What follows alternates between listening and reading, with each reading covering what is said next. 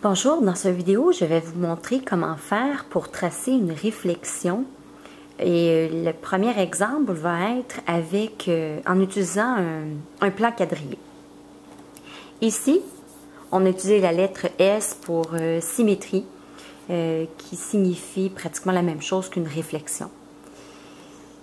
Je vais tourner pour qu'on puisse plus facilement faire la réflexion. Une translation, c'était comme si on faisait glisser une figure.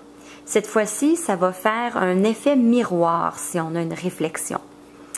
Ce qui veut dire qu'on calcule la distance à partir de chaque point jusqu'à notre axe de symétrie et on va aller de l'autre côté d'exactement la même distance. On compte le nombre de carreaux. On en a un ici, on va en avoir un de l'autre côté. Je viens de trouver son image.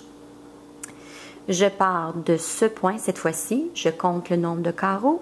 1, 2, 3. Il y a 3 carreaux entre le point et l'axe de symétrie. Il va y en avoir aussi 3 carreaux entre l'axe de symétrie et son image.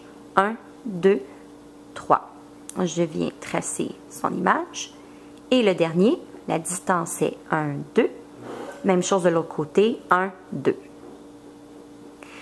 Ensuite, on va venir tracer la figure et on va assembler les points pour qu'ils ressemblent exactement à la figure initiale.